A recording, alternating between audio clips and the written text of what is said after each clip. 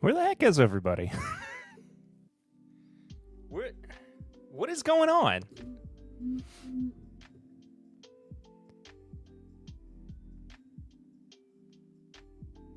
I don't understand.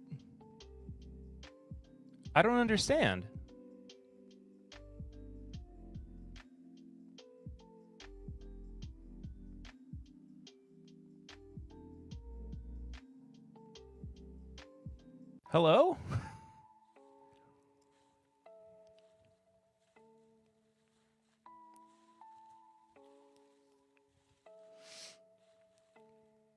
I'm so confused.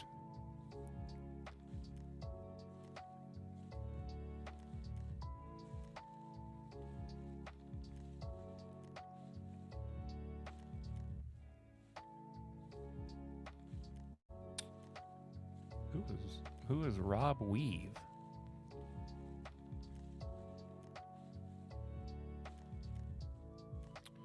Rob Weave, thank you for the follow a few days ago. Thanks for that. On Twitch. There's literally nobody here on YouTube. What is going on?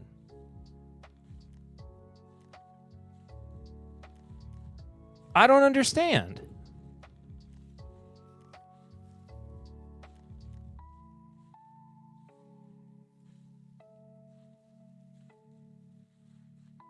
Not a single person is watching the YouTube stream. Okay, well, maybe somebody will show up eventually.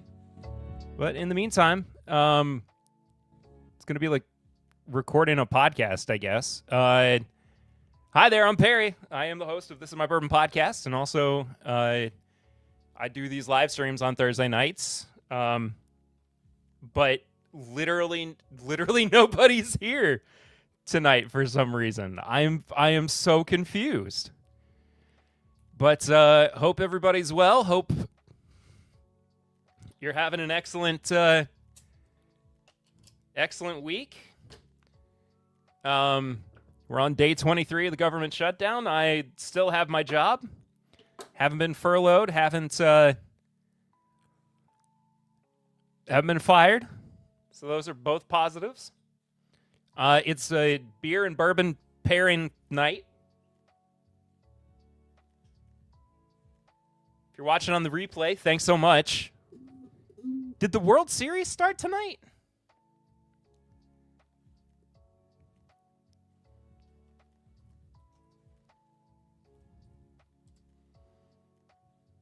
No, it starts tomorrow.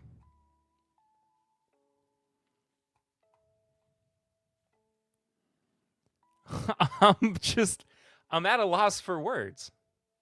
Is there a bigger than normal Thursday night football game on? Hello?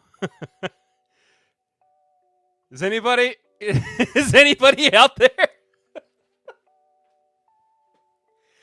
Well, I was going to pair my Miller High Life with Rare Breed, but I think I'm out of Rare Breed, so instead we're going to do Russell's 10-year. This guy. Not a single barrel, the small batch version.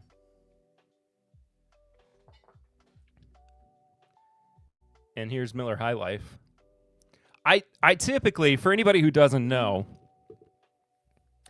what I call my bar drink is Miller High Life and Turkey 101. And so when I'm at home, if I have Miller High Life, I like to switch it up a little bit and do other Wild Turkey products. So doing the Russells tonight is something fun and different, I suppose. But okay, some people are starting to trickle in a little bit on YouTube. So hello.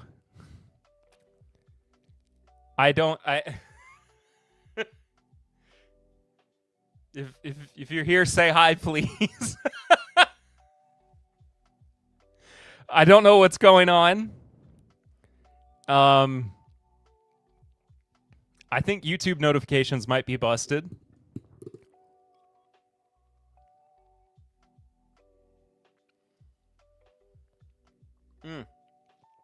I forgot to open my water. My Topo Chico.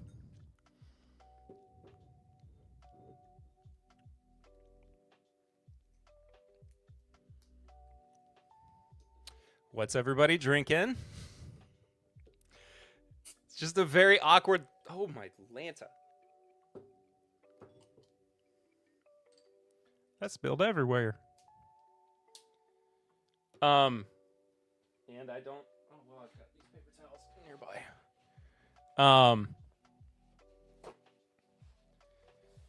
I mean, I've got a fun, normal stream planned, but I guess I'm just going to have to go about it like I was planning, you know? Otherwise, I don't know what else I would do. I do it every Thursday night. You know?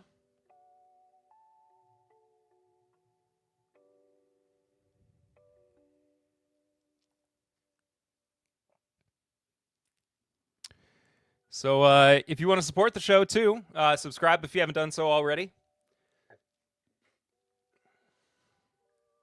Hit that Stream Elements link at the top of your chat or in the description below if you're on YouTube. For Snuffy Chats, we call them Snuffy Chats because it's in honor of Mr. Snuffleupagus, the patron saint back here of 10-Bit Live. I see him. You see him. I believe. You believe. He's a real one. You are also real, I suppose.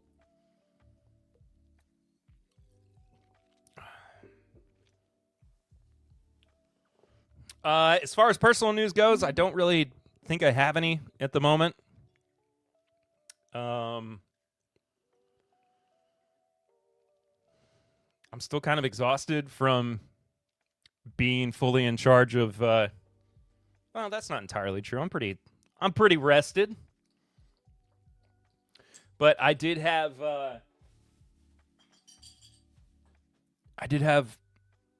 full control of taking care of my daughters, both of my girls. I say that like I'm divorced. I'm not divorced. My wife was just gone all weekend for my sister-in-law's bachelorette party weekend, and so I was doing dad stuff all by myself this past weekend, and it was quite tiring. But oh, Sugar Kitty, hello. Somebody's here. Meow, unbelievably not multitasking for once, at least for a half hour. It's good to have you, Sugar Kitty. As you can see, it's kind of a ghost town in here tonight for some reason. I don't know if it was because their like Google or YouTube notifications are busted or what, but and there was a moment too where I had more people watching on Twitch than I did on YouTube, which was very strange. If you're watching on Twitch, say hey. It's just a very quiet, lurky night for some reason, I suppose.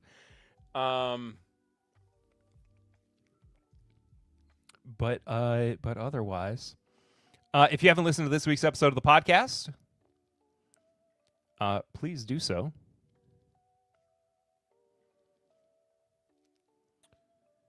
I got to review the new Found North whiskey, the Goldfinch, which overwhelmed in post Bardstown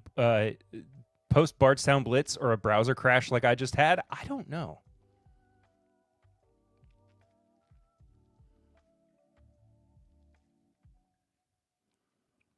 Oh. There's some Twitch lurkers though. Only a couple, but still.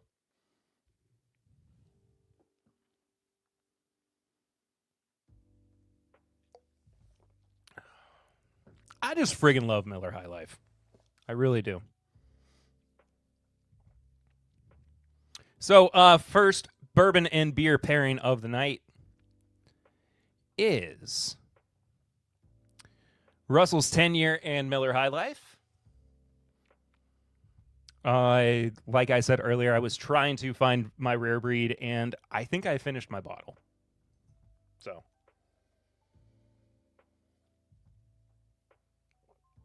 top shelf, Dustin. Hello, friend. Good to see you.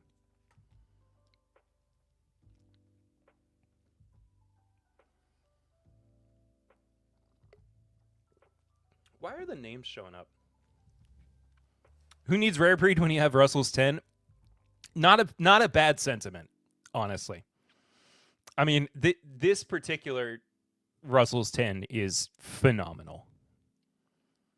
I think Russell's 10 in general is, but I like having rare breed just on standby, and I think I'm just I think I'm out, unfortunately. Is that one of those fancy pants batches from after Russell's 15? It is, but again, it was one of those our names are yet another YouTube glitch consequence. Is that what's going on? I'm not a big orange citrus turkey boy, so Russell's 10 is my jam. That's completely fair. But back to this Russell's 15 thing. It was like confirmed by Bruce that they didn't actually put any of that 15-year into that batch. That was all kind of conspiracy theory stuff from the Rarebird 101 community, of which I'm also a part. Bruce also confirmed it was special. I think it's just a really good batch. Wilmington Piper, hello, friend. Yeah, so there's a massive, like, YouTube glitch. Like, YouTube was down, right?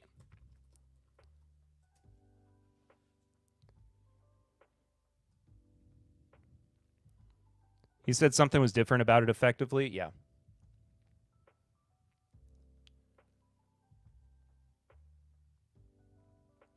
Like, YouTube was down the other day.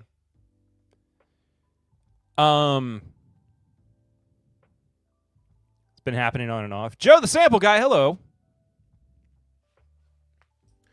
But it, like, no, I think that there were no notifications sent that I was live. Because genuinely for like the first 15 minutes, there was nobody in here.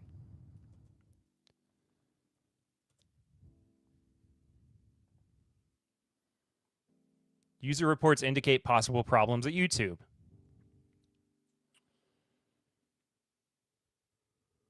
Yeah.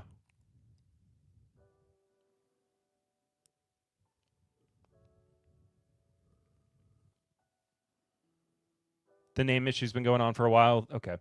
The other day was also the AWS outage. YouTube glitches off and on periodically. I just think that there's a lot going on in general. That AWS thing is insane.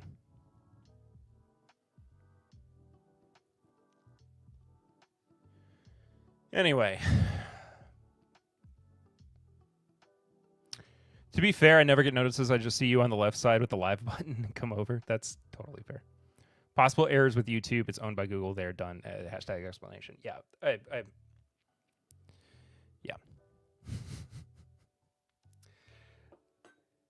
That's how the cookie crumbles, man. All right. I'm going to continue drinking on my first pairing.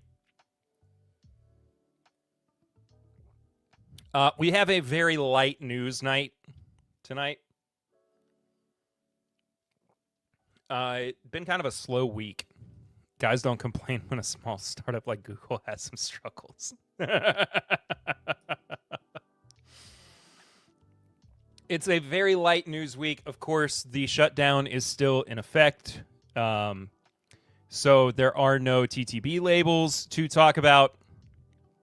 But we do have some other stuff that is happening. In the meantime, First and foremost, we had an announcement today that I was actually under embargo for. I couldn't talk about it for a couple of days. I knew this. But Chattanooga Whiskey and New Riff today unveiled the Confluence Project collaboration. It's the first installment of the Confluence Project, a collaborative series uniting the two award-winning distilleries in a shared exploration of craft, contrast, and a celebration of their differences. Named for the meeting of two rivers and inspired by the distilleries' locations on the Tennessee and Ohio rivers, the Confluence Project, Volume 1, starts with a single wheat whiskey mash bill, which is uniquely shaped by each distillery style and philosophy. Now, here's the thing. I like New Riff. I have maybe had one or two products that I have liked from Chattanooga. I am reserving judgment until I try this. Here's the mash bill: 60% red turkey wheat, 24% Appalachian malted wheat, 8% dark malted wheat, and 8% caramel malted wheat. Who doesn't want more New Riff you can't buy? I mean, you're not wrong. At a high level, New Riff and Chattanooga whiskey certainly have a lot in common, but when you dig into the details, there are a lot of nuanced differences in how we approach any given recipe. So the thought of the collaboration was to agree on a mash bill and then let both distilling teams do what they do and celebrate those differences. I mean, the concept is very cool. I think it is genuinely an awesome idea.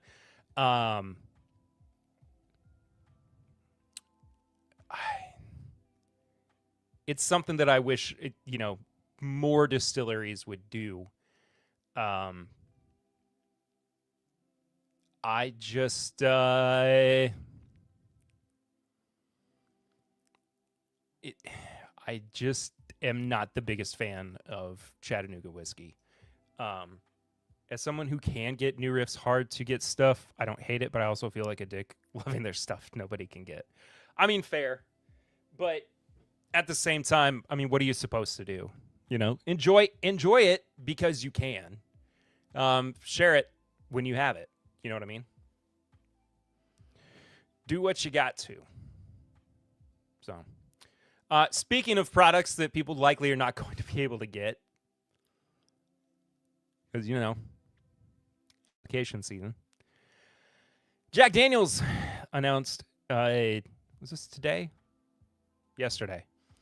A special release as well of Tenyard Hill. It's a rye. It's going to be part of their single barrel special release series. I believe it's going to be 10 years old. 70% rye, of course, 18 corn, 12 malted barley. It's going to be anywhere from 130.2 to 148.8 proof. There will be a group of people who somehow get cases of this, and then other places, Kentucky, will get 10 cases for the state. Yeah. I'm maybe going to get a sample to review. I don't know. I haven't had a whole lot of luck recently with Jack Daniel's and samples. The price on this is awesome, though, $80. I'm really hoping that I'll be able to try it and hopefully tell you about it. If I'm not mistaken, Tenyard Hill is just another, located next to the acclaimed Coy Hill. It's home to 4 barrel houses built in the early 1960s.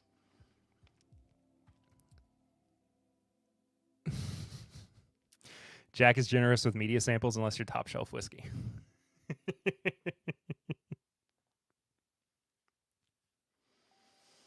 Yeah, I just like out of nowhere, like I always ask.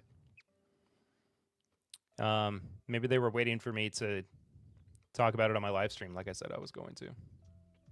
But we'll see.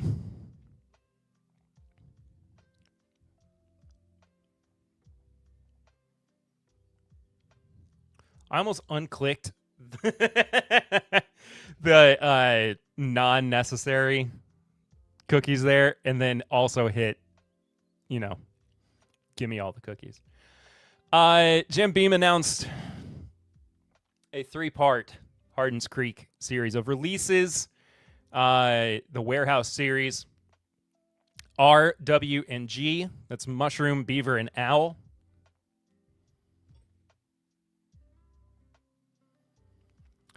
Here they are.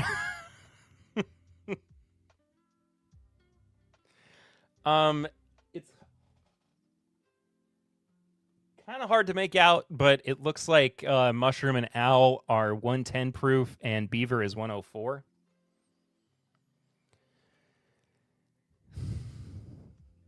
The color on those already has me worried, and I've seen them in real life. Pictures are accurate. Really? Even though they're like 11 years old? Oh, no, they're all 110 proof. And $150. Jeez Louise. I do think the bottle is awful. Mushroom, Beaver, and Owl sounds like an adult film from the 60s.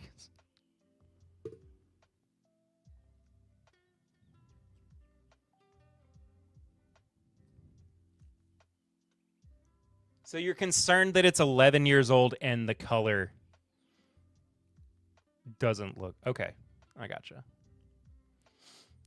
11 years old, 110 proof, and the color doesn't look great to you is not what I want to hear.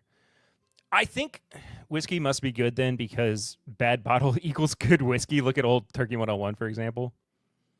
110 proof, 11 years old, and that color. Interesting. I mean, truly,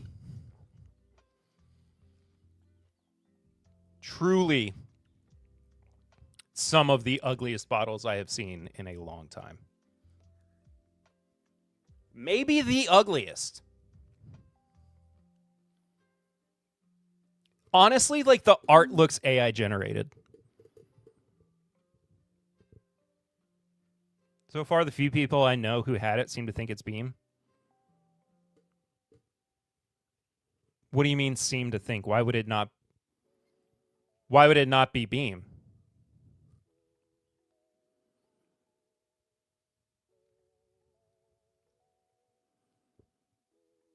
Hey, little old fashioned, what's going on, buddy?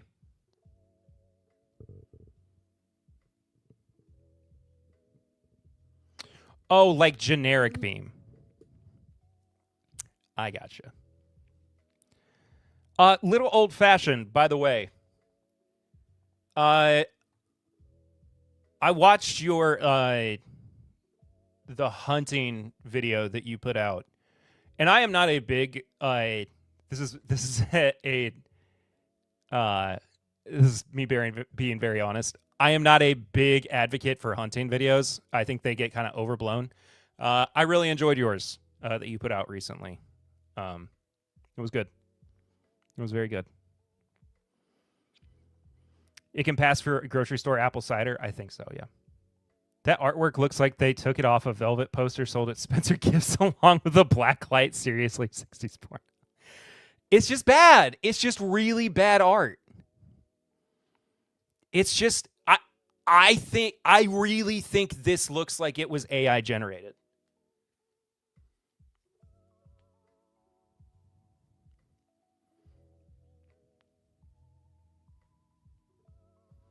$11-year-old generic Beam is really sad, too.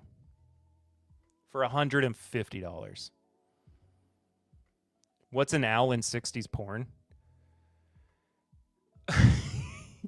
The one... The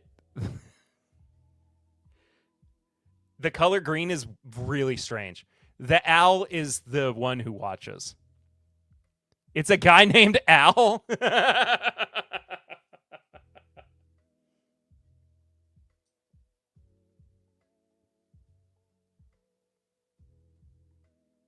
happened here?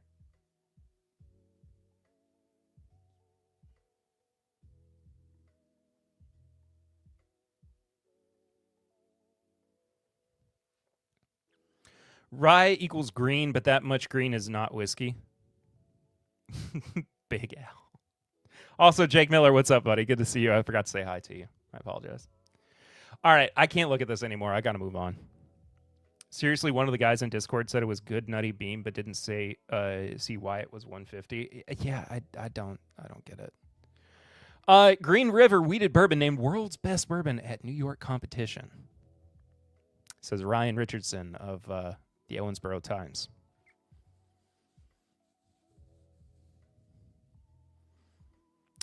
Yay. The New York World Spirits competition has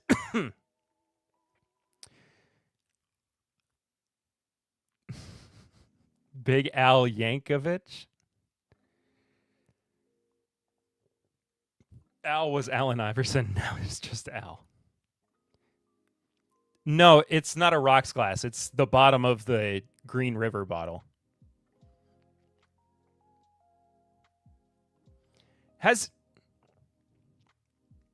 Okay, maybe I'm showing my ignorance here.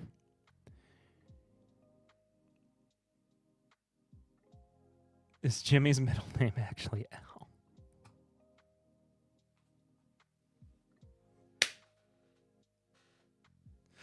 Has anybody checked on Jimmy's Al recently? Anybody checked on Jimmy's Al? Okay, again, I might be showing my ignorance here. Has anybody ever actually heard of the New York World Spirits competition?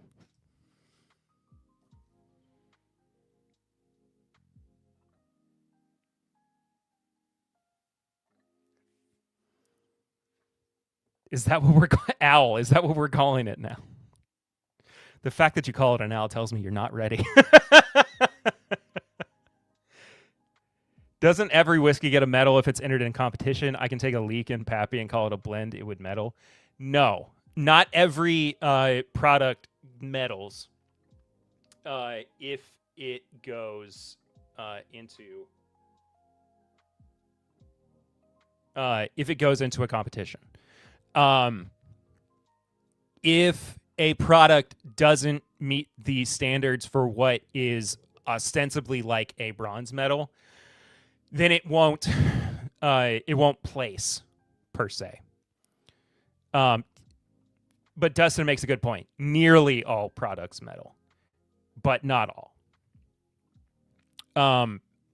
Bronze is kind of like the entry point for, and I'm saying bronze as just kind of like a catch-all for what I'm talking about in this instance, but the general consensus is like, you know, you've got bronze, you've got silver, you've got gold, double gold, whatever.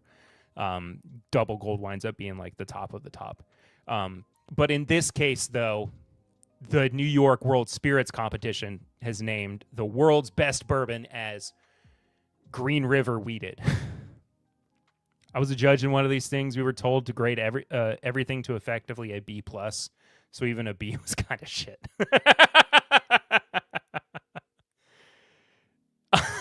Products that don't get a medal are introduced to the competitions. Ow.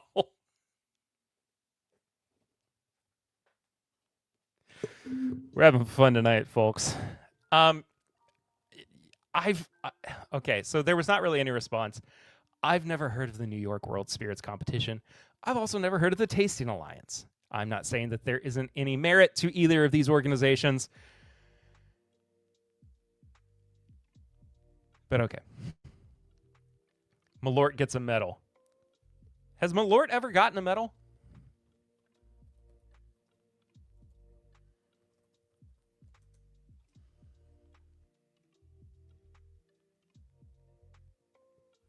Wait a second. Okay, hold on.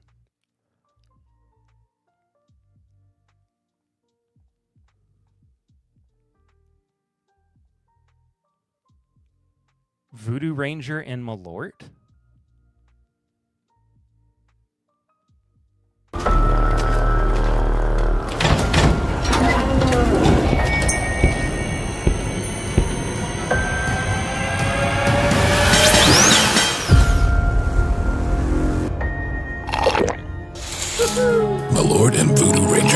together, for better or worse.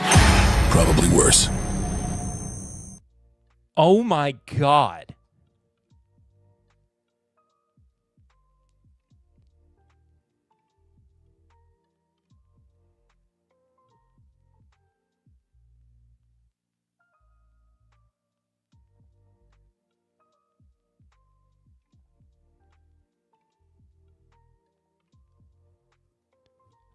There's a...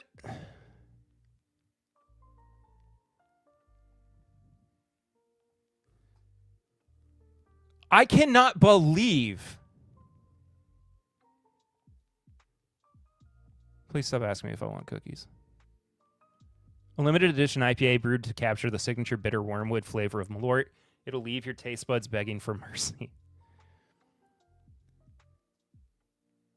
Brewed to weed out the weak and reward the rangerous, this pack includes 4 cans of Smooth Voodoo Ranger Juicy Haze IPA and 2 cans of an exclusive limited edition Malort-inspired IPA with a signature bitter wormwood flavor that will leave your taste buds begging for mercy. The catch, all the cans look the same. Enjoy or don't.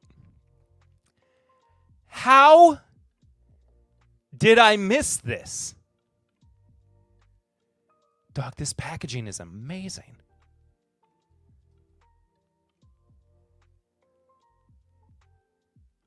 Oh,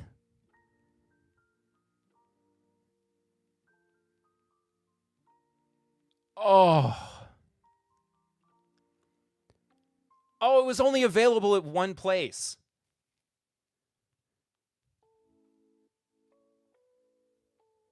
It was only available at their Fort Collins, Colorado brewery.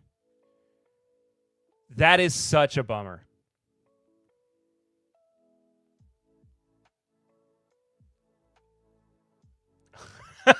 That's kind of amazing, and the proof the world is ending. Send in the asteroid. Malort can get a medal for being good at managing weight and killing appetite. Grapefruit soda with a crushed aspirin stuffed into a can. Pappy Malort collab. One in every 100 bottle has Pappy. The other 99 have Malort.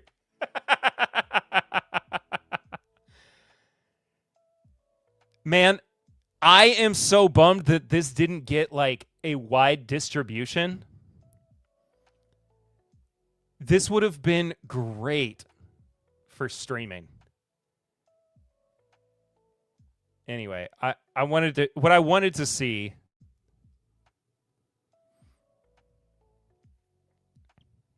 "2015 was Hi-Hat Club was voted best Malort bar in Chicago and was awarded the Carl Cup, a perpetual trophy that has passed from past to current champions in a manner similar to the Stanley Cup. In 2015, WFMT host and musical comedian Robbie Ellis wrote a song about Malort, which was mentioned in Josh Knoll's book About the Spirit. In 2024, a brew pub in Lombard, Illinois, offered cicada-infused Malort shots with the prominent Chicago area 17-year periodical insect. That is crazy.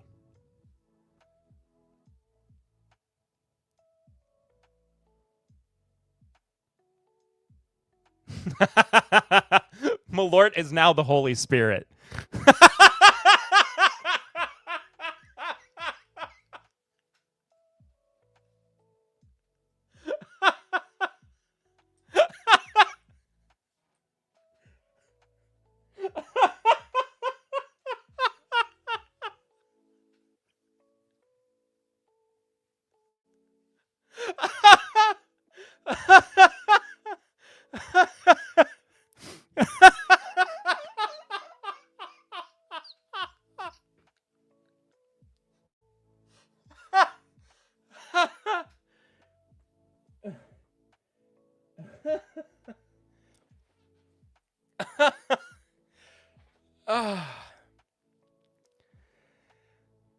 All hail my Lord and Savior.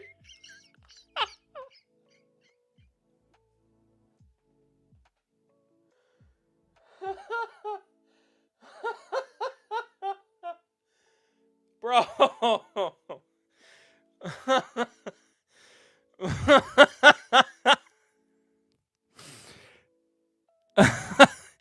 favorite drink of the Pope who just died and was the cause of death. This is one of the funniest pictures I've ever seen in my entire life. All right. Malort doesn't suck, the Pope said so.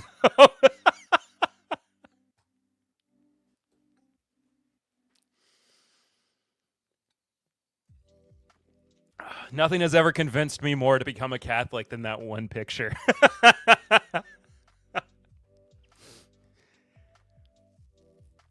This is what we get for having an American Pope.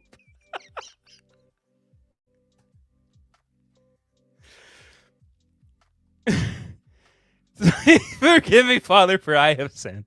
Son, that will be 2 Hail Marys and 3 Malorts. No, that's the new Pope. He's from Chicago. Yeah. Oh, okay. I'm done talking about Green River. And now we have to talk about another award that was given to this one to Rabbit Hole, which was named North America's leading bourbon distillery tour by the World Travel Awards, a worldwide competition considered the Super Bowl of the tourism industry. Also, hello, Emily. How are you? If the Pope likes Malort, it should be the communion drink. His Holiness has blessed Malort. If you don't respect Malort, you'll have to see the Pope's nutty bean mushroom. What nasty place. So it does beat self-flagellation. You're not wrong. I was about to say if Old Forester got best tour, I was going to start throwing hands.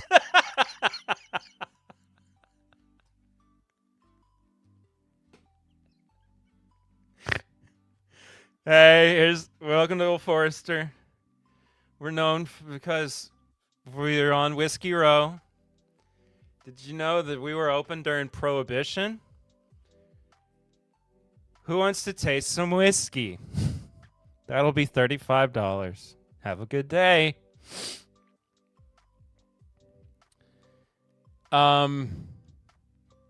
Is this... Hold on. Wait. Why did it just take me to pictures of a bunch of different... This has nothing to do. Stupid. I've never toured Rabbit Hole. I've been there once to record an interview with Adam Edwards, who isn't even there anymore. I hear Buffalo Trace won best gift shop to buy bourbon. Oh, sorry, vodka.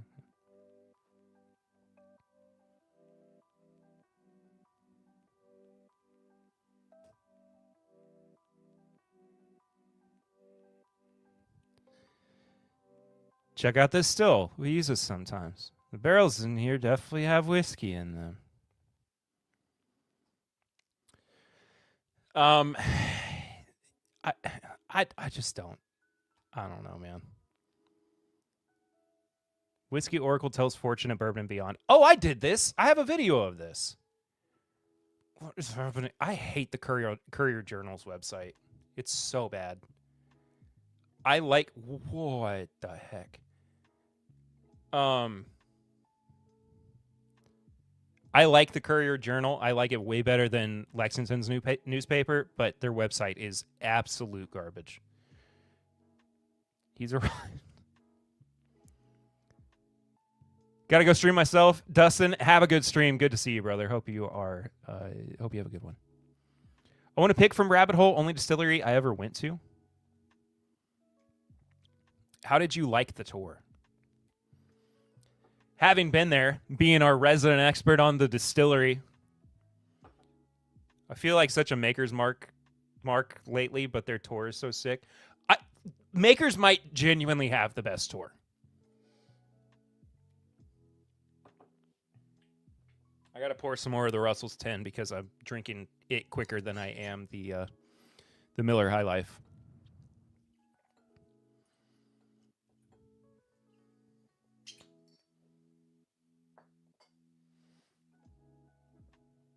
Oh, by the way, if you missed Kyle's entrance message, he said he was having a bad day. I knew this before Kyle came into the chat because he was originally going to do a sample flight for me of Maker's products.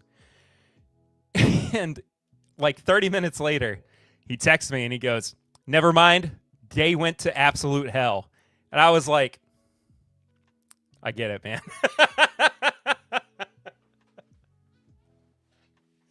I was like, things really do be turning around that quickly sometimes. It felt super modern. There are windows to every part so you can see everyone doing their jobs. Felt like a laboratory. I'll get them to you, though. Oh, that wasn't me calling you out. That was just me going like, I know how it is, brother.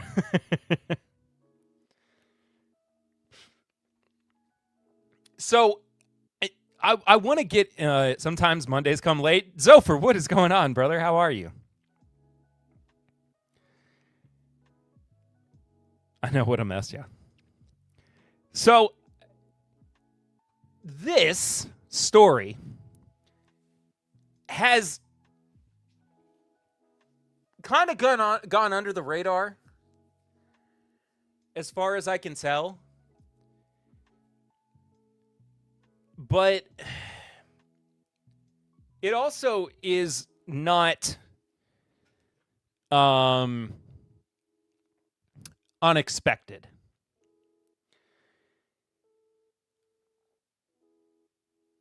In many ways. Blue Run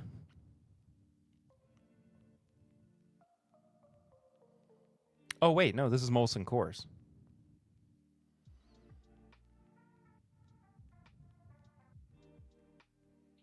Well, either way, this distillery still has not opened. Molson Coors had a bunch of layoffs. 400 salaried positions. Oh, that's insane. The Butterfly Distillery, that will never happen. Yeah. Unclear how Kentucky-based Blue Run could be impacted. They acquired a 75% stake. It was supposed to open this year, but construction never began. So there's still the potential for Blue Run to get hit with some of these layoffs, as it seems like this announcement was a little bit vague and has not actually it's not been honed in on where the layoffs are going to go. But this is like just kind of it's indicative of how things are going for Blue Run. And it was funny because as I was pulling up articles for the stream, this review for the new Blue Run Buck and Brush that Steve Coombs did popped up. And the headline on its own, why this $125 blend misses the mark, kind of sent me in the orbit. It's a Boo Rye product. Straight up, he says it is not worth the price. And at $125, this is a bust. Share with bourbon drinkers because I want you to pour it for them blind and ask if they'd pay $125 for it. I don't write a lot of bad reviews on this site because I'd rather lead buyers to bottles I think they'll like, not bottles I suggest they ignore. But sometimes I'm moved to criticize a release, especially when what I'm tasting and what a brand is charging for it don't match at all. This is such a case. This is also just our general criticism that we've had of Blue Run for a while. It's not that Blue Run technically or overall makes bad products necessarily, but this is just, it is possible for blenders to miss the mark at times, even with somebody like Jim Rutledge at the helm. Blue Run always gave me weird feelings. To enter the market as a luxury brand felt weird. They said we do bourbon different with just blends. This is when negative reviews are valuable. Yeah, 100%. This whiskey blend is better than all 4 of those bourbon samples, but not by a lot. I skipped something. I apologize. Though I've only had a few bourbon and rye blends, all were far more delicious than this. The Knob Creek bourbon and rye I reviewed here was terrific. And at $50, a greater value for 7-year-old rye and 9-year-old bourbon at $125 per bottle. High West Popular Brew Rye isn't quite as affordable, but the liquid inside is 10 years old and friggin' good. I can attest to the Knob Creek bourbon and rye. I mean, it's absolutely fantastic. We as a community need to be more comfortable with saying how we truly feel. I think so too. And I think that that's why I'm loud AF about it. I think this is a good point too, because like, you know, being in the content creator space, I think that you're right. Like, negative reviews, when they serve an actual purpose of telling people whether or not they should spend hard-earned money on products like this, that just simply are not as good, when they could spend $50 on a Boo Rye that does live up to expectations. Hang on. Instead of, you know, well, excuse me, let me back up. There is value in that. There is something that should be, you know, considered when you are doing a review. However, like, if it's just purely to be like, well, I don't like this brand, I don't like the people that make it, they're not getting anything of value out of that. Steve goes through this review and he talks about other products that are good, could be replacements, and also he talks about some products from Blue Run that are not bad. It's a good way to approach it. And I think what I'm also trying to get at as well is that it's okay to have opinions in this space, and it's okay as a consumer of products like this to have an opinion, and to also be loud about it. There's nothing wrong with that. I think that a lot of people get in the mindset of like, well, I don't want to upset anybody, and it's like, why?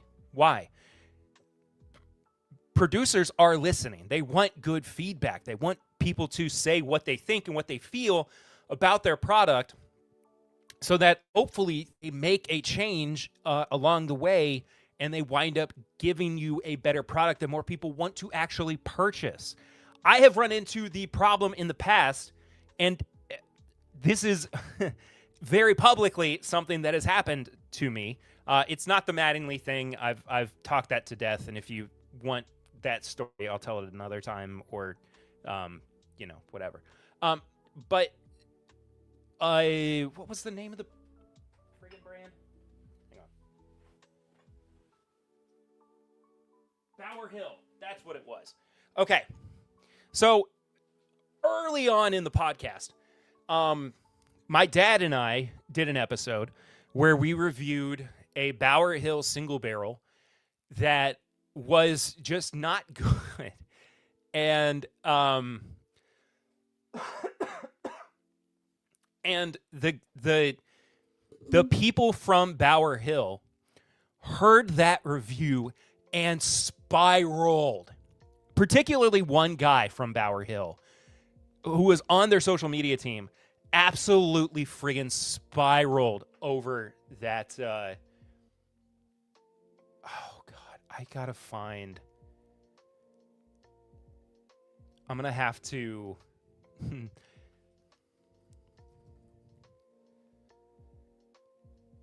me just a second.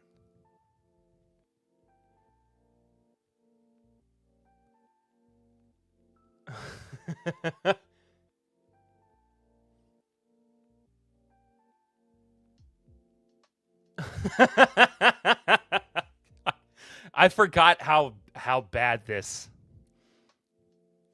was, but they absolutely hated the review that we gave. And the they called They called me a drunk idiot. Sorry, a drunken fool.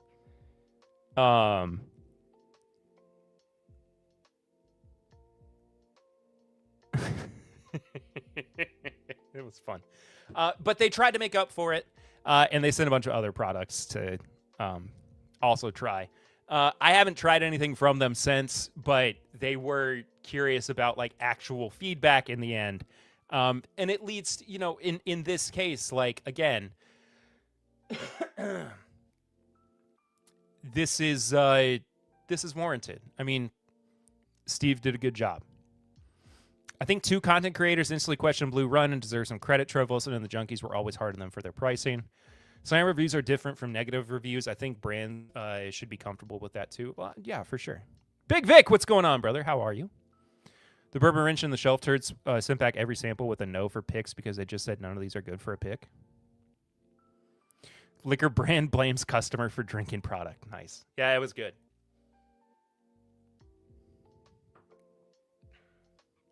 I'm not going to go further into that conversation because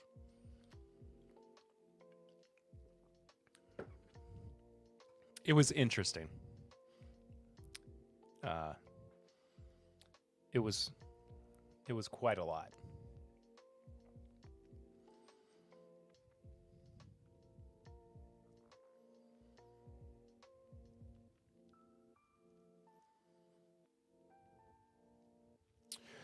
And then a couple Sazerac-based pieces of news as well. Give me just 1 second. Pappy, Buffalo Trace, maker Sazerac plans $1 billion plus in expansions. This is crazy. This is crazy, crazy news. They're launching plans totaling more than $1.05 billion as much of the industry downsizes. If you're selling turds, we be calling them turds. There you go. They've got a new facility planned in Campbellsville, Kentucky, with tax incentives worth $2.75 million for the product, creating 50 new jobs over the next 15 years, with an average hourly wage, including benefits, of $33.80. That's incredible.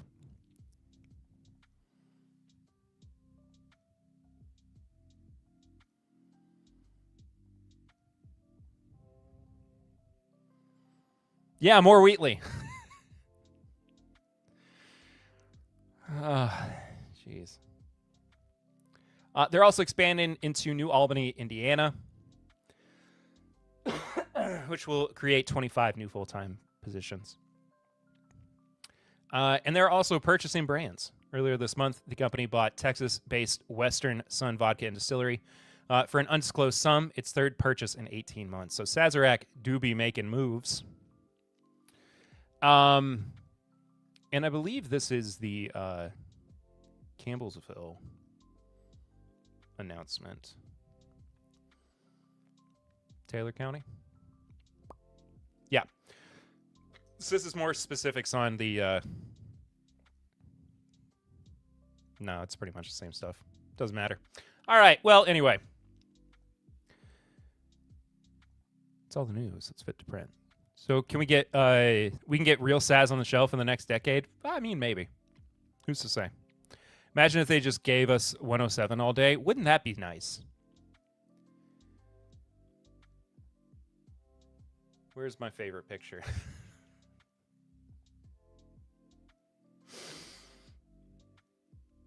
It's my new favorite thing. I hope that's my my new sleep paralysis demon is Malort Pope.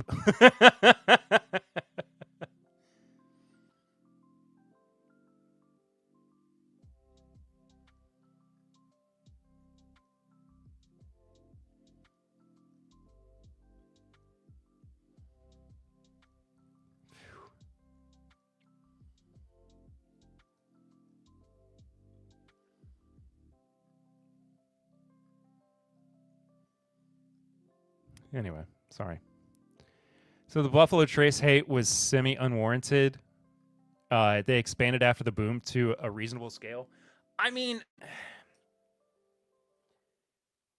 I don't know if unwarranted is Look, okay, so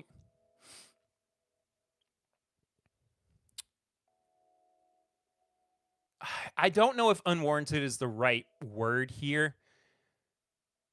The understanding is that a lot of the... I'd be happy with Eagle Rare back on the shelf regularly. Yeah. They're still manufacturing hype. They absolutely are. They absolutely are.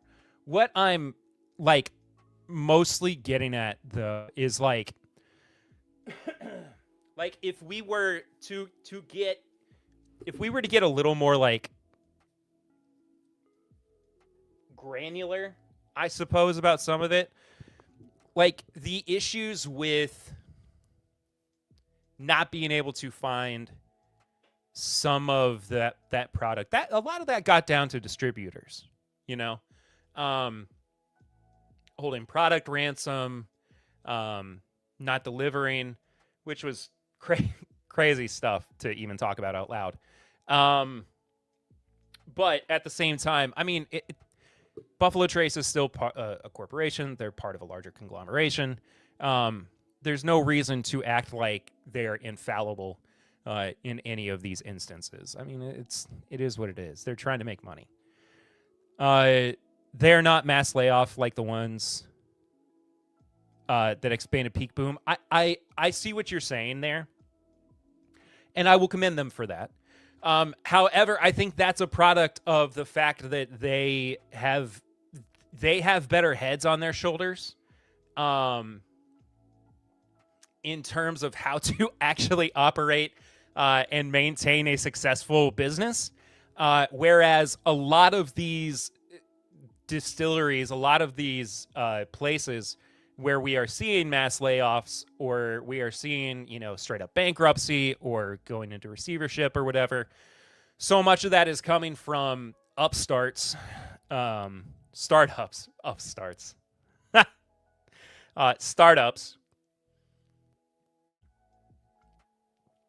or people who, again, were just getting greedy, and wanted a piece of the pie for themselves. So BT being backed by a multi-billion-dollar corporation also helps. Yes, absolutely. I'm not trying to attribute any like goodwill towards their activity as a corporation, but I do think that if they were, and I mean every distillery, they're all feeling some kind of hurt from the dip in sales. I did become a JD fanboy those 8 years BT was not on the shelf. Oh yeah, I mean, that's the best thing too, is like when scarcity is in motion, the opportunity to find a new brand that you enjoy is always an exciting, an exciting opportunity. The magic G word, greedy. Old Forester and Brown Forman as a whole are sloppy businesses, 100%. I mean, what was the thing that happened with them and the Teamsters?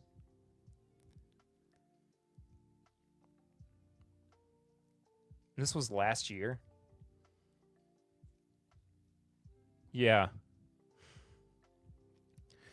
Brown-Forman's Woodford Reserve Distillery violated labor laws by awarding pay raises and giving away bottles of bourbon to workers, a judge has ruled. Last week, the National Labor Relations Board ruled that Woodford Reserve, located blah, blah, blah, had engaged in violative and objectionable conduct, which affected the results of an election by trade union International Brotherhood of Teamsters. The union filed an unfair labor practice charge against Woodford and its parent company, U.S. Spirits Group, Brown-Forman, for allegedly undermining its election held on November 12th, 2022. The union eventually lost the election with only 14 in favor of unionization and 45 against. Everybody been giving workers bottles for years. Yes, but this was specifically trying to raise workers' compensation. I think they caved to offer higher salaries, then fired a bunch of people after the settlement. It's so, just insane, man.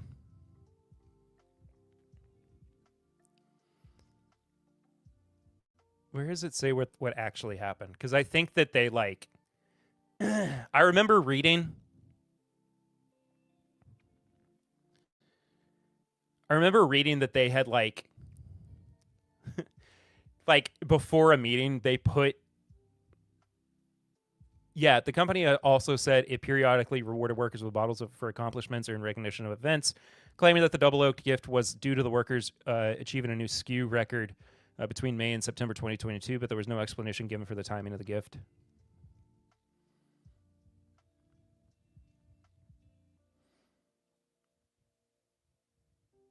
Oh, here it is. Woodford Reserve had also changed its holiday and merit increase policies in October, handed out a 375 bottle of its double oaked whiskey valued at around $30 to each production employee in November, a week prior to the election. So the timing was sus. That was what they were really, getting at.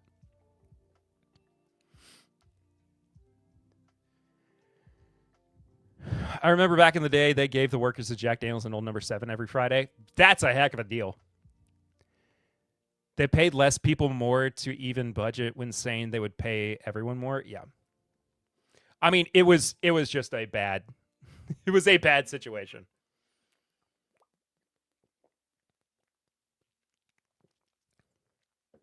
I could have sworn I remembered reading that like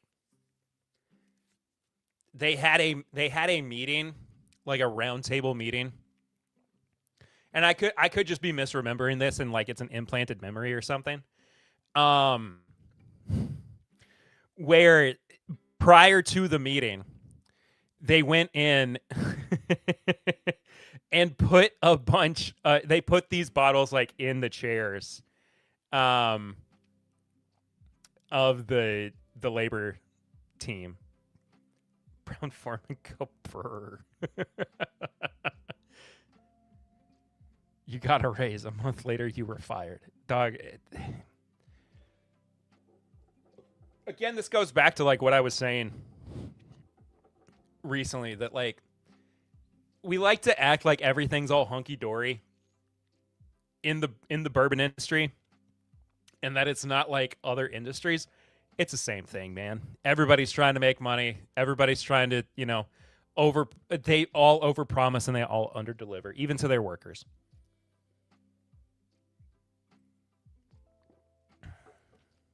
Gotta let people unionize.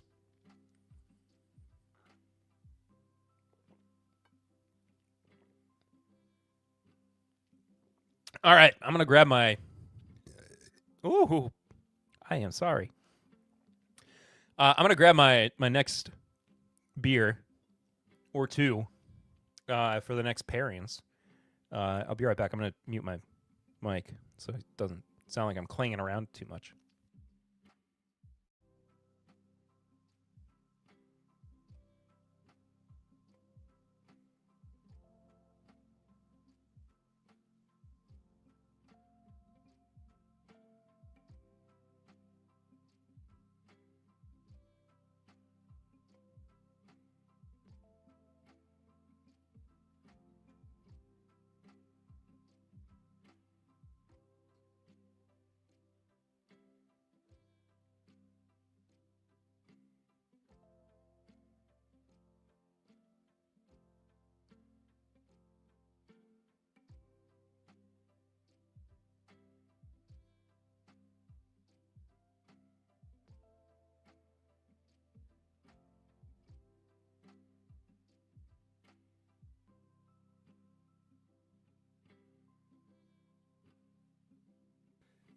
Yeah, Kyle caught me. I just really needed a fart.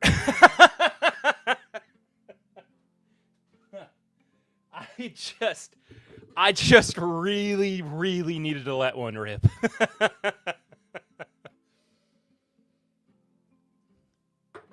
All right. Next up,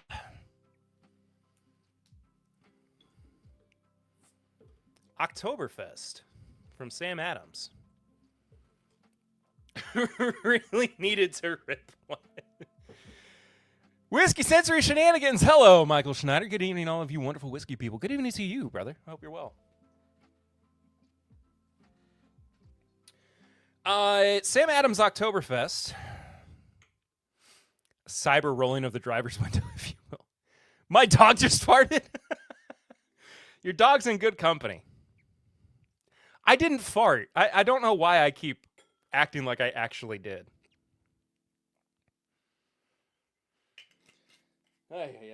Anyway. The first... Hell yeah. The first real bourbon and beer pairing that I ever did that I loved was Sam Adams Oktoberfest and just regular Buffalo Greyhounds can clear a room fast. All right, you know what? I guess we're talking about farts now.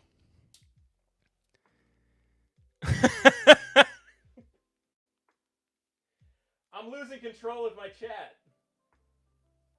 But what else is new? Do I have any Buffalo Trace nearby?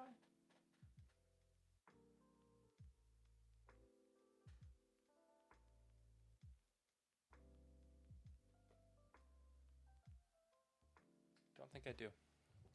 Farts, Malort, all the same. Anyway, but the first pairing that I really loved was Sam Adams Oktoberfest and straight up regular Buffalo Trace.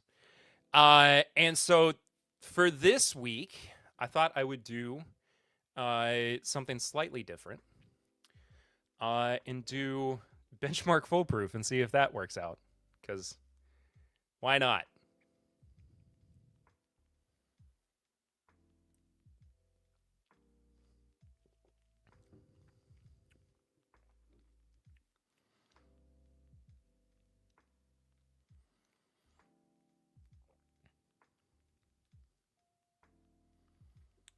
I can't tell if this is flat or not.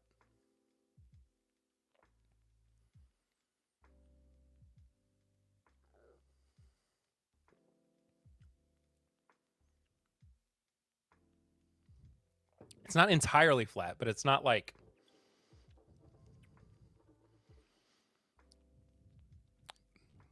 It's not the headiest of beers, I suppose.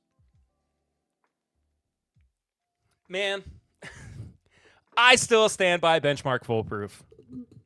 I do. I hate to say it. It's still not that bad. There are worse bourbons you could be drinking.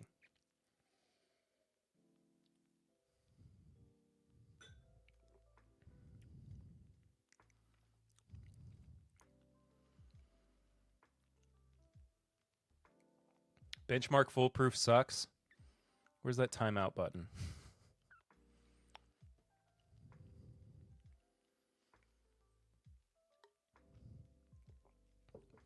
It is hot.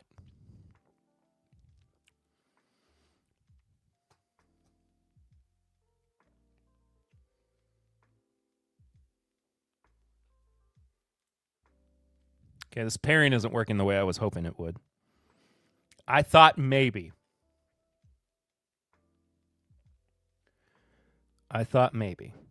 But it's not. So we're gonna tamp it down. Pairing. And a bit young. It is a bit young.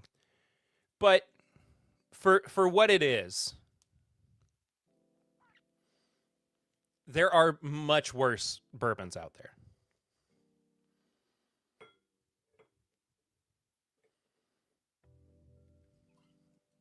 We're going to tamp it down.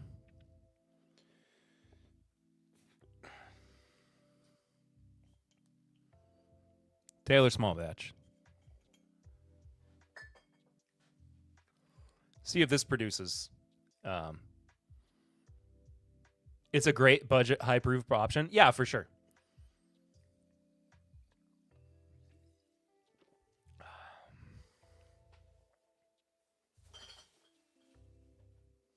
Just wish I knew where my rare breed was.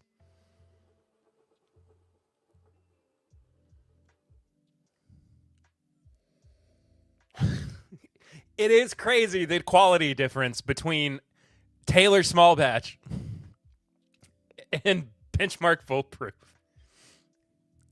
I just never find myself going budget and high proof often enough. I mean, I rarely do either. But that being said, though, back when I was like desperate for something that was higher proof, but also very budget friendly, that was my go-to. Like it just was, and it was perfectly fine. Things have gotten better since then, though. So it's nice to have a steadier paycheck these days. That being said, I don't really buy a whole lot anymore. It's very rare that I buy many bottles.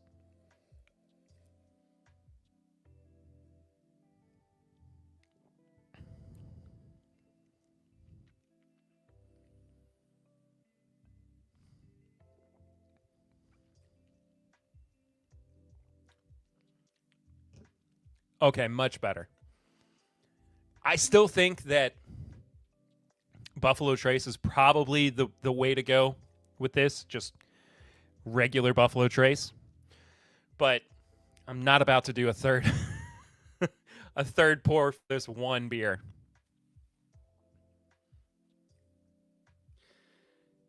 Things would go sideways quickly. And I've still got another one I've got to get to. Oh boy. I took too big of a sip of Topo Chico, and it went like sideways in my chest. I would say same, but that's a lie. I just bought a Maker's just because it had an age statement.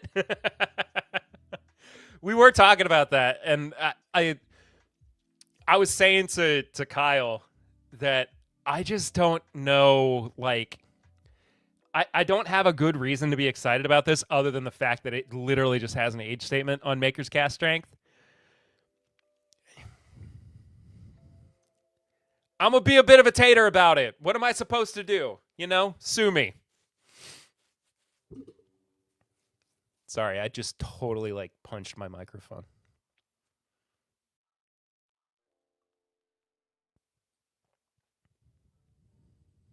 Wish I had done it when I had muted my mic, when I had, you know, oh well.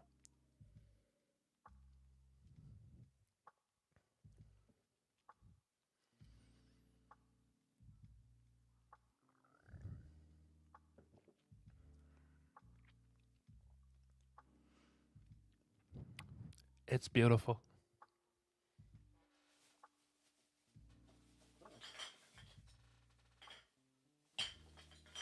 Oh. Found the sake bottle that I had been looking for.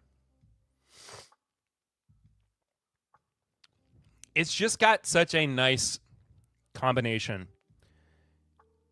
of like rich maltiness. It enhances the bourbon in a fantastic way. Are you saying Maker's 46 isn't 46 years old, or is it 46 months old? It's 46 years, 46 months old.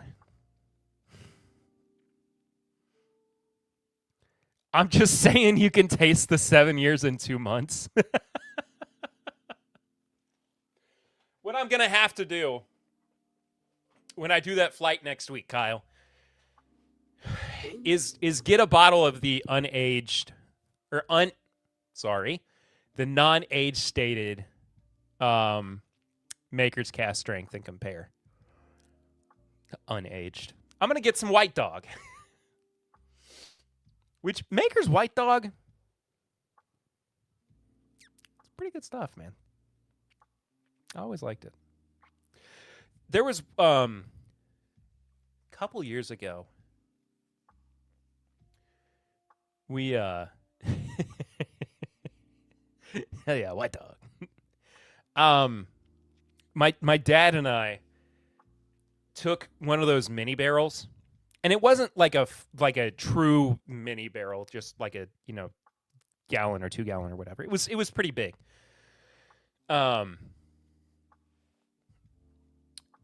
And we put quite a bit of White Dog in it and let it age. We let it age for probably, I want to say, a year. And by the time that we got to it, after a very, very hot summer, it was in fact too long because it was all gone.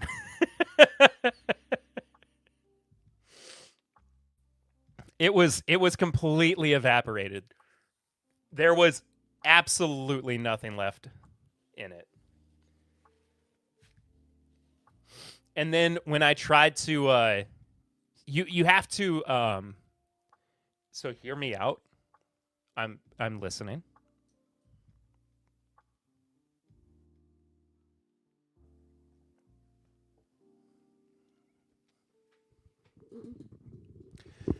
Now, Kyle, I see what you say with the saran wrap, but doesn't that kind of defeat the purpose of, like, the barrel?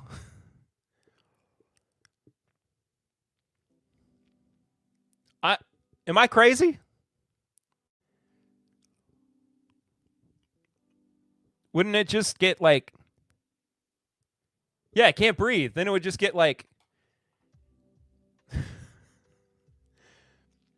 if anything did escape, it would just get trapped in the plastic. Right? It might get stale.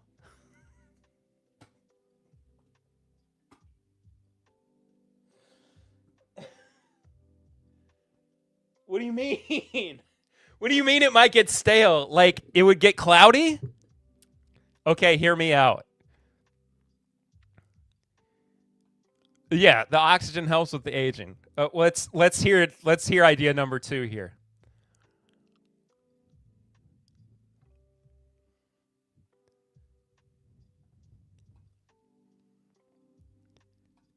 I don't know what I'm talking about.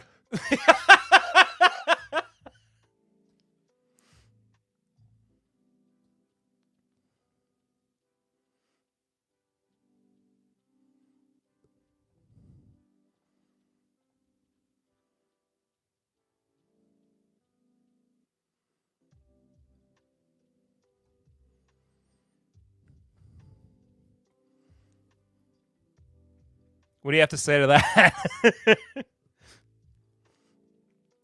I raise you, Malort Pope. But in a small barrel, the surface area ratio to the volume is way higher than a 55-gallon barrel. It gets oaky way, way faster. True. Biggest scam in whiskey. I mean, it's... We really thought we were cooking, man. We really thought we had something there. I'm just gonna leave Pope Leo up. It's his dumb little look. Look at his dumb little smile too. He looks like he's grimacing.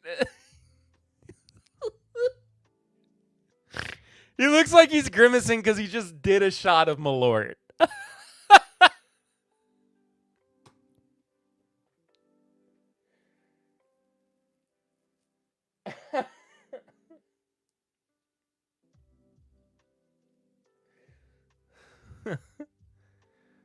Malota papam. I should have malota. I gotta take this picture off my screen. It makes me laugh way too much. It's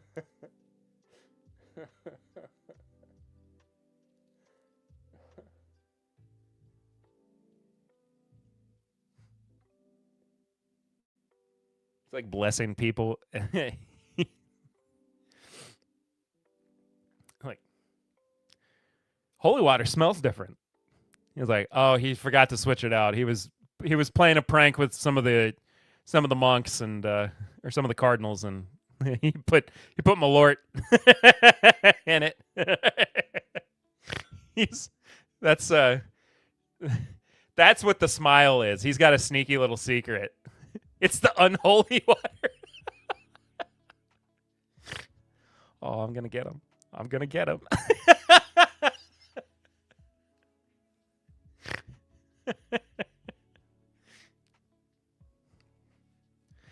He's Pope. You gotta warn a guy before you start spraying him with Malort.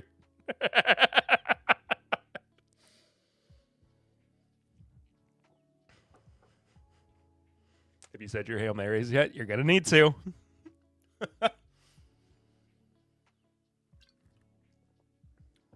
Straight out of the Dead Sea.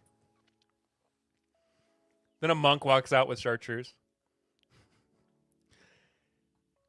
Yeah, it's like it's like this. See, this is the real deep state. This is the real Illuminati.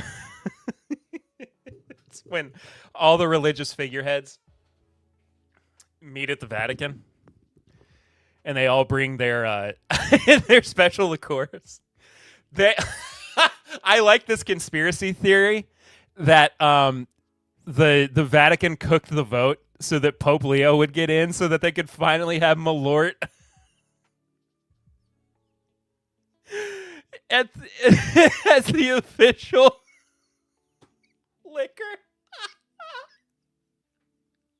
of the Catholic Church.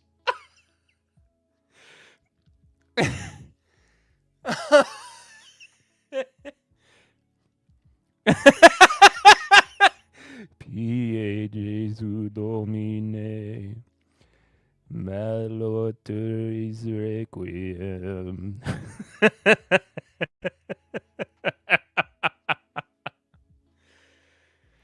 Oh, this is good stuff, man.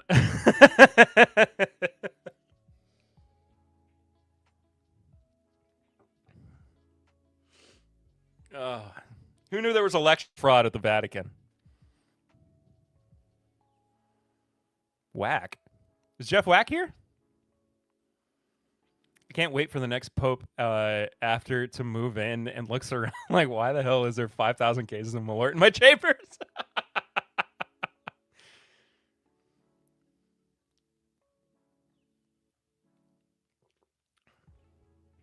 That's what he's made like.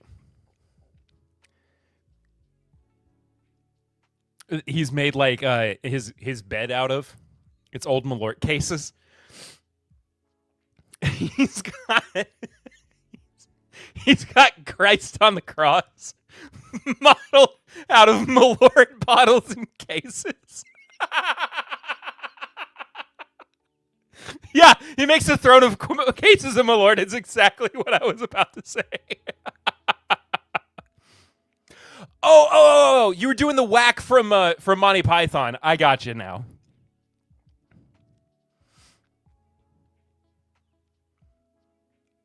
He's got knights dressed in Malort case armor.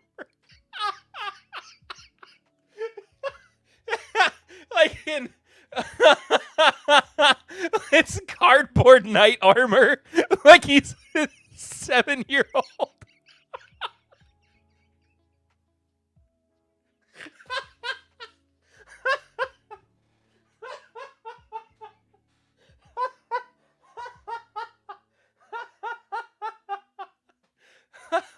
Sunday Mass is like sponsored by Malort now, by Jepson's.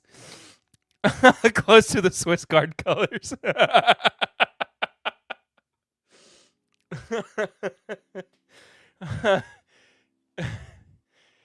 Yeah, he's got a Malort baptismal.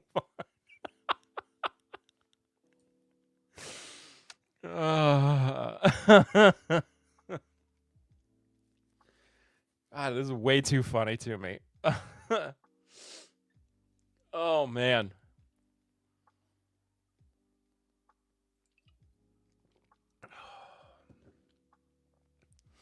Can't take anything too seriously, man.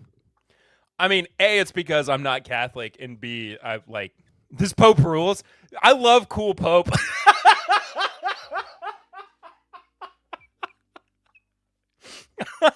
Malort Pope is so awesome. I, I feel like I could really get a beer with this Pope.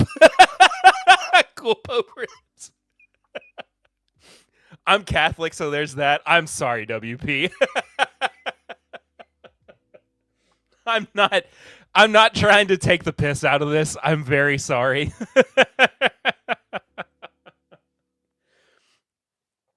Oh, I was raised. I'm laughing too. I'm glad. I was I was raised what is called cooperative Baptist, which is the more liberal Baptist. But I don't identify as a Christian, technically. I went to Catholic elementary school. There you go.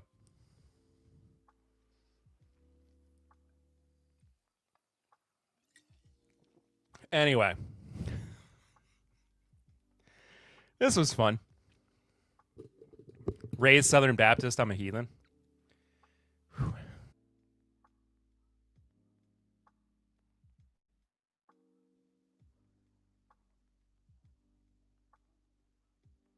Yeah, I'm sweaty from from all the laughter.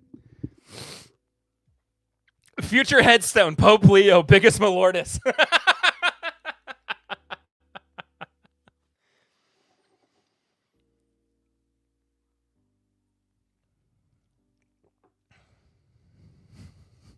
Biggest malortus.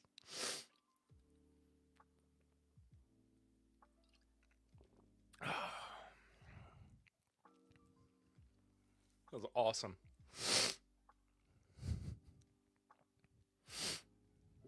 He has like.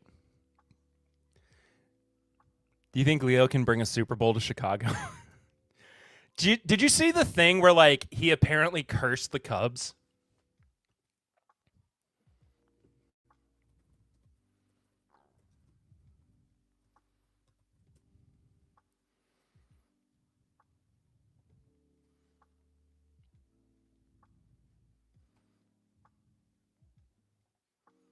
Yeah, here it is.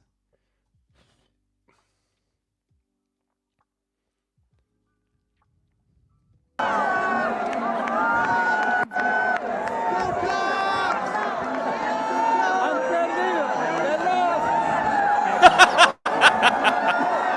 on. Okay, so this guy in the crowd goes, "Go Cubs."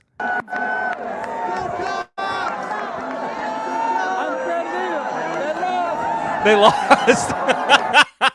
He's a White Sox fan. First of all.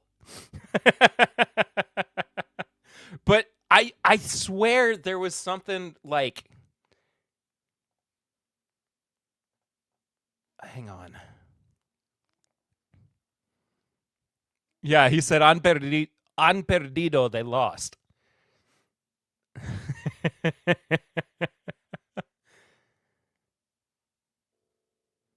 The Cubs claimed Chicago native Pope Leo as a fan. So funny.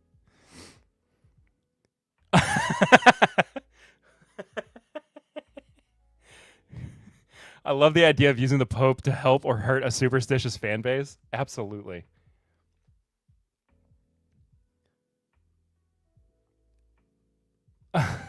This is from USA Today. Is Pope Leo a Cub? Oh, come on.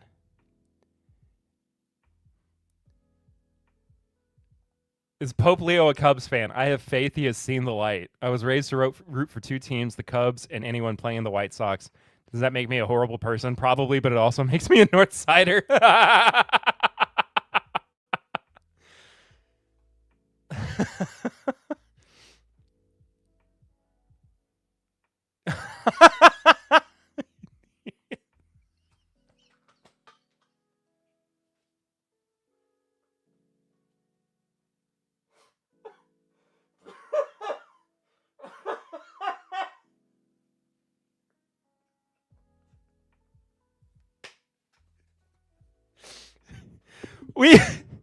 Dog.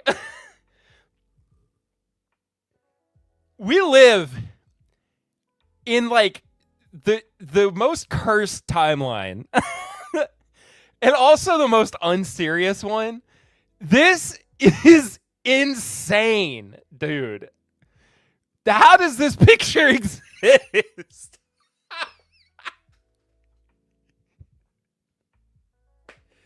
It's the same picture, man. It's the same picture. What is this? At least he's not as stodgy as some of the last popes. 100%. I mean, don't get me wrong.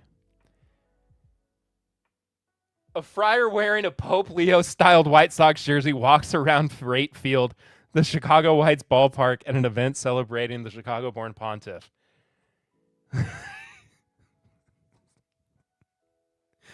I can't handle some of this, man.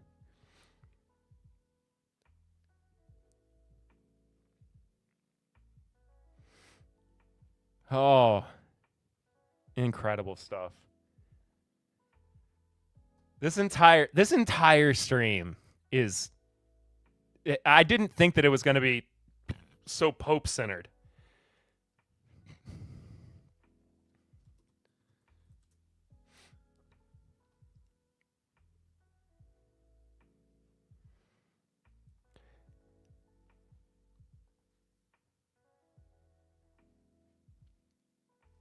Anyway. Perry found a rabbit hole in his digging. I mean, when you have a good bit, you gotta use it. Nobody expects the Malort Inquisition. That's the sad thing. All of the Pope talks started with Malort. I was thinking that. Oh, man. Han perdido! They lost!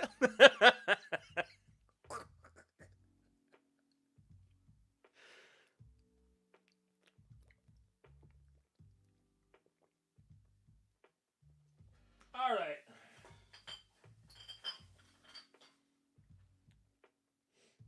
Last beer. Now, this one was actually sent to me.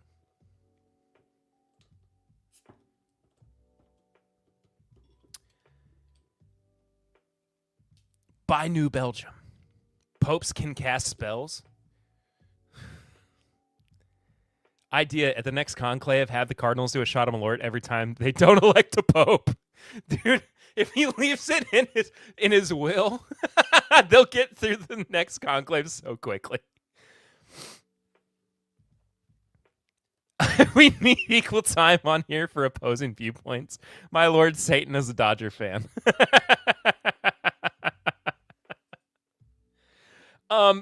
But I said on this week's episode of the podcast, which if you haven't listened to yet, please go do. Papa Ritter was born a Catholic. Yes. Hi, Papa Ritter. Imagine the Pope changing the name of the Cardinals to Cubs or White Sox or Bears.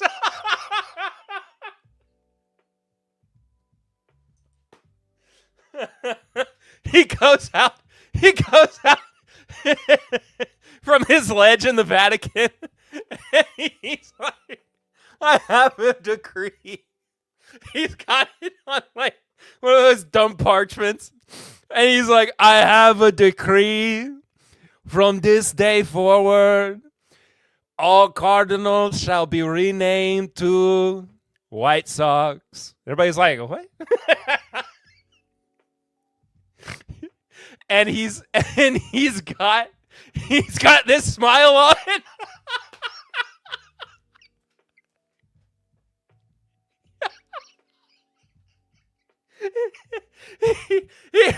He holds up the paper and he takes it down for a second and he's like, I'm the Pope. Nobody can argue.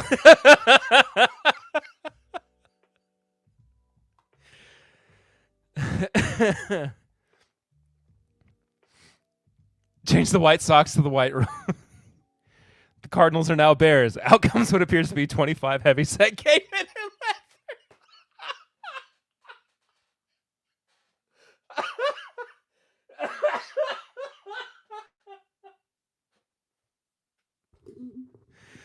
He's Bob. Yeah. Under his breath, he says an Italian, joke's on you.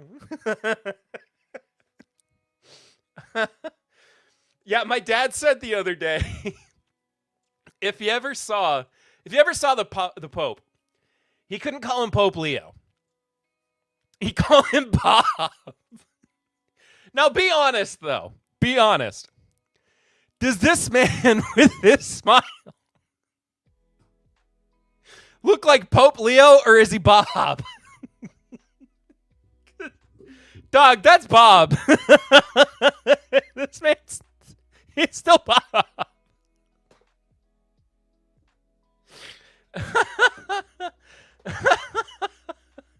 Look, he looks like a David.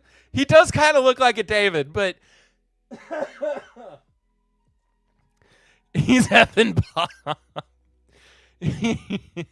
But I'm just saying, like, when he's riding on the back of the Pope Mobile yelling, "The Cubs lost," Bobby White Sox.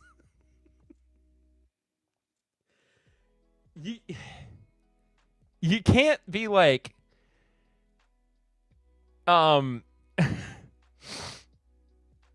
a David, he's a Bob. He's definitely a Bob. But the man is yelling from the back of the Pope Mobile that the Cubs lost at a Cubs fan. He is not Pope Leo, he's Bob. I've gotten way too much mileage out of this stupid picture. Flipping off the Harry Carey statue.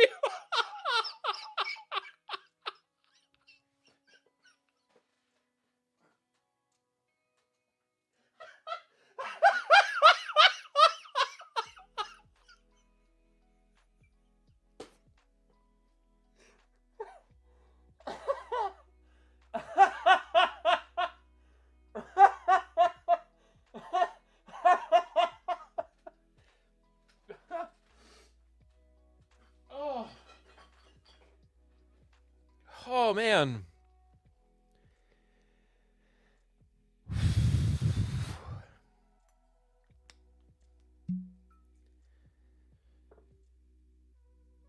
Oh, this is what the internet was made for. Oh, man. Okay. This has been a game of, or this stream has been a game of who can make Perry laugh harder on camera. I need one of these streams every now and then because, like, for the past, few months, it's been like, this distillery is going bankrupt. This distillery owes, their construction company money. And, like, today has just been, it's been Malort Pope.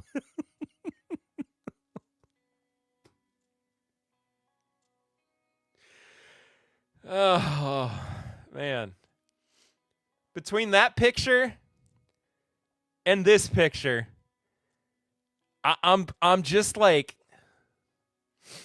hi, I'm Bob.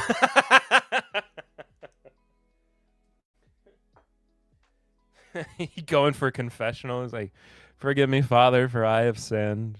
It's like, tell me your sins, child. I was like, Bob?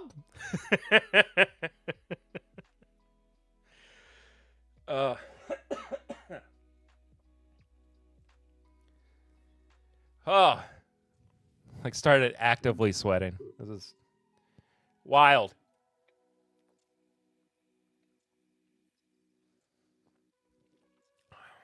All right.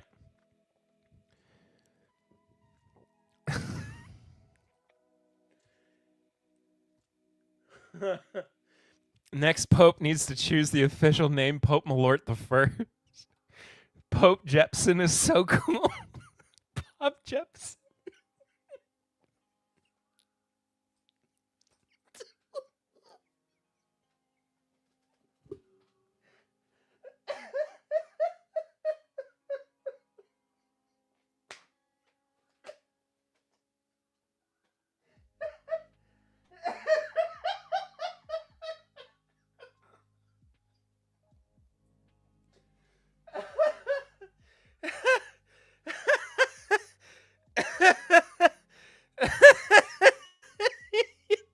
chips.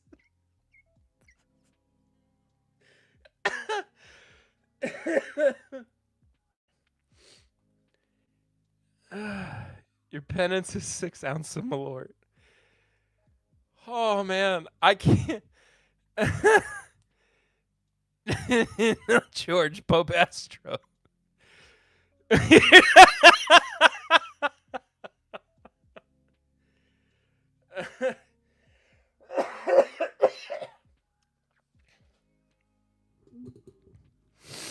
But Pope Astro would have cheated to get elected. That's what I was saying earlier, that they cooked the vote so that they could have Malort be the official liqueur of the Catholic Church. All the cardinals are just like massive fans of Malort, and nobody knows it. And the only way they can get it instated is by electing Bob. Oh, man. Oh. This has been incredible. Oh. I am so Bob.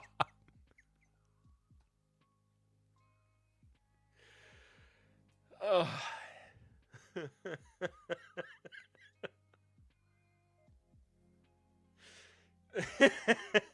Hey, this is why Tim Bip is the best live stream. Pope Astro caught 2 years later with 100 white ballots to be burned.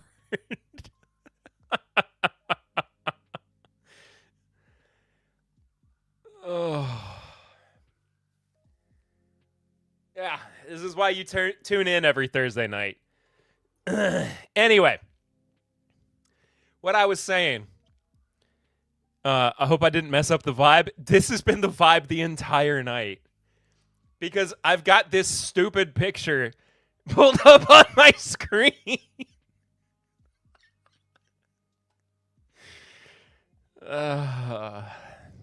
Anyway, as I was saying, New Belgium's OAKSPIRE, their collaboration with Four Roses. This was actually sent to me by New Belgium,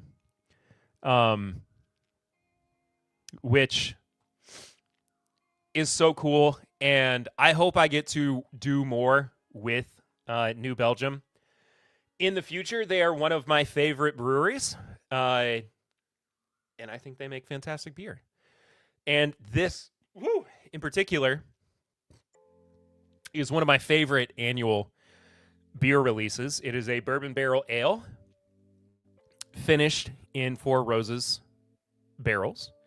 And they, in the past, have sent me, like, a beer. They've sent me a beer with, like, a sample of Four Roses along with it.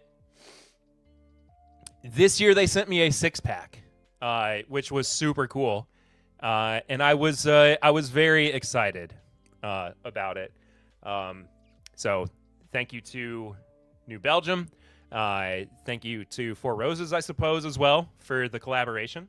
And this is how we're rounding out the rest of the stream.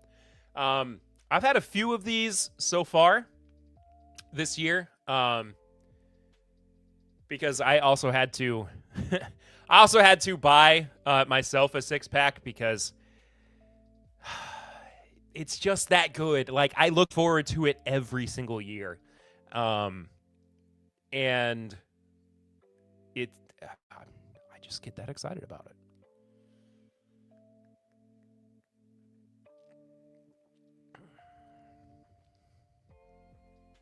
It is not super heavy. It's not overly bourbon influenced. I'm going shopping tomorrow. I highly, highly, highly recommend it. It's a little bit higher ABV than most beers. It's 9%, but it's fabulous. And again, I just can't get over the fact that they sent me a daggum 6-pack this year. It was really cool. It was a nice surprise. I'm pairing it. It was a great day. Or a good ABV, yes. I'm pairing it with. Where'd he go?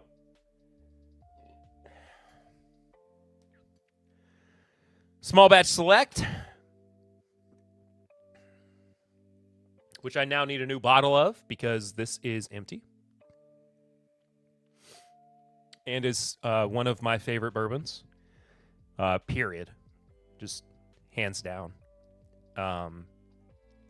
And was my best bourbon of the year when it was first released.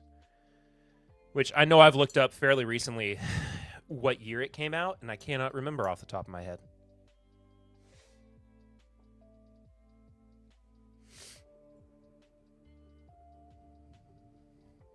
But I think that in general, it doesn't really matter all that much as long as it's a Four Roses bourbon that you pair with it. I like using Small Batch Select because I think it is just kind of across the board one of the best. Just one of the best bourbons you can get on the market for the value. I think it's an incredible product all around.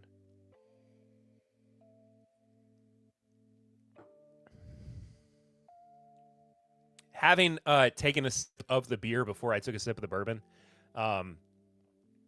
you can really get where the influence from the bourbon is here on the beer, 100%.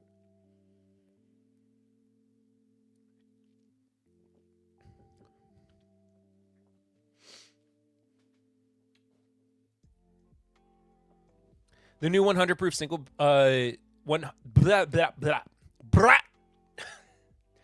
new single barrel 100 proof bottles are great too. Yes, they are. They are fantastic.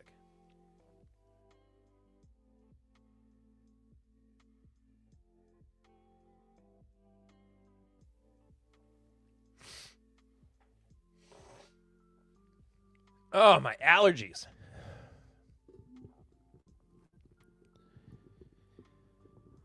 Yes, they are fantastic.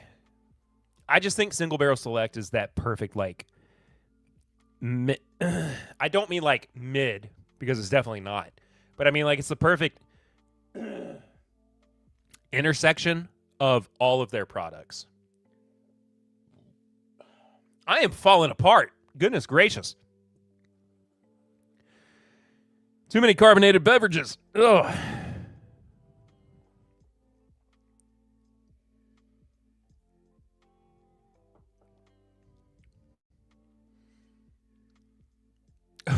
But I am a Four Roses hoe. I mean, I absolutely adore Four Roses. You know what I could do?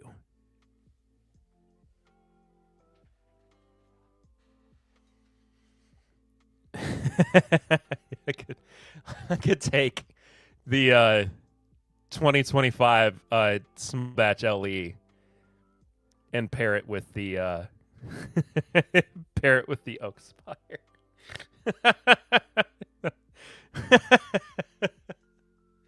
This guy's crazy. No, I'm not going to do that.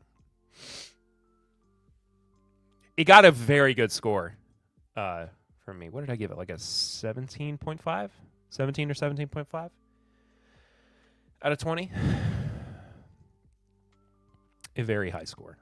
I absolutely love this year's batch. Much better than last year's, I would say. I might be moist. Dog, don't make me say that out loud. Where's Bag of Donuts tonight? I don't know. Where is Tony?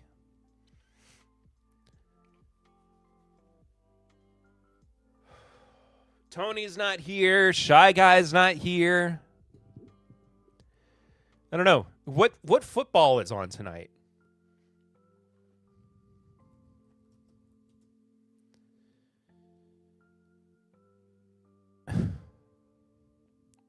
Calling Joey Tony. Vikings Chargers.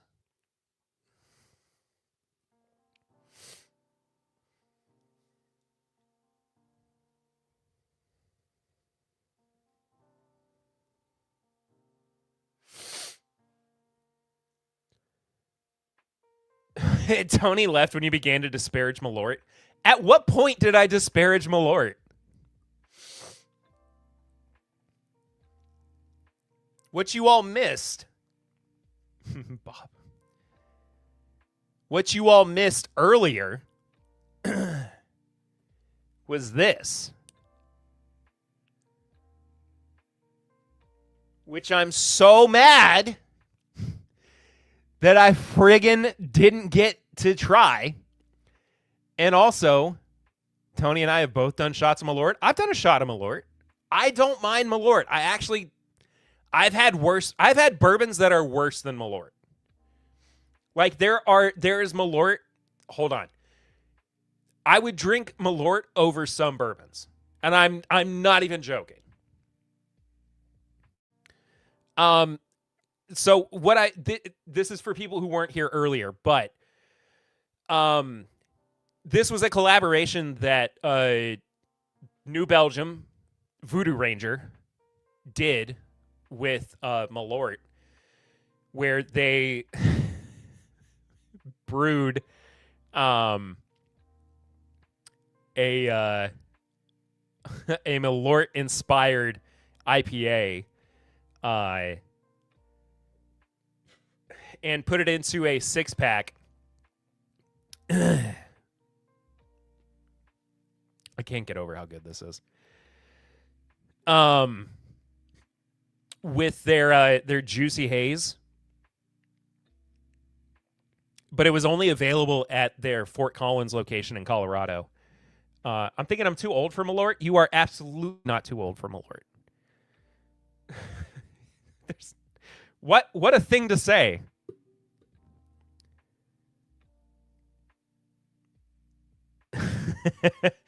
That picture is the source of 90% of the world's evil. The other 10% is St. Bernard's. It's just saying. Yeah, two are Malort. Yeah, so 4 in the 6-pack are their Juicy Haze IPA, and the other 2 are this Malort-inspired IPA, which I just want to try what that beer would be like. Like, I bet that it's not the most amazing thing in the world, but again, like, I don't mind Malort. There are worse things to try. I like absinthe, which also has like wormwood flavor in it. I wish that I had known about this, and I kind of like just want to put the word out that if anybody, has a lead on any of these, and again, it was only available in their Colorado location. I just really want to try like an actual one of these Malort inspired beers. Ultimate bitter beer face. I mean, for sure.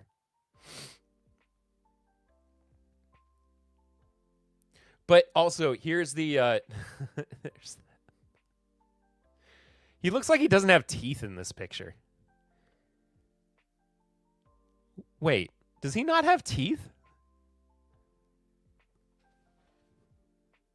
Oh no, his lips are just way over top of his teeth. Anyway. Where's the... Okay, this was the ad for it, too.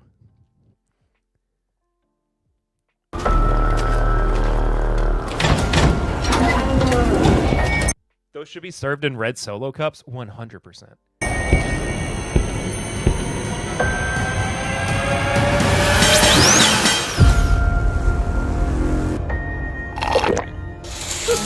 Malort and Voodoo Ranger, now together for better or worse. Probably worse. The fact that they had a commercial just for like a brewery only... Where's my mouse? There it is. A brewery only release is insane. Just crazy to me. Red Solo cups with... No. It's not the Pope's logo. it's this face. It's this smile. Because who couldn't love this smile? Oh. Aw, Popey. Aw. Aw, the Pope. Bob. Aw, Bobby, Pope. His face on one side, the logo on the other.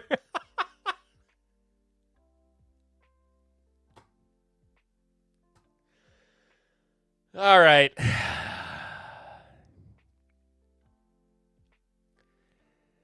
I should probably get out of here before this just turns into a nothing but Pope. Oops, all Pope stream. Oops, all Bob. Guys, this has been an incredibly fun stream. I hope that people have made it all the way through the replay, because I really enjoyed it. And yeah, hope you have a great night. Hope to see you back here next week on Halloween Eve. And that does it for me. I'll see you next time. Until then, though, I am Perry. This is 10 Biv Live.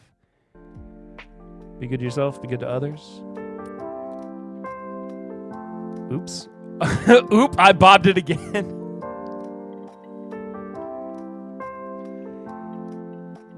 Bye, everybody. See ya.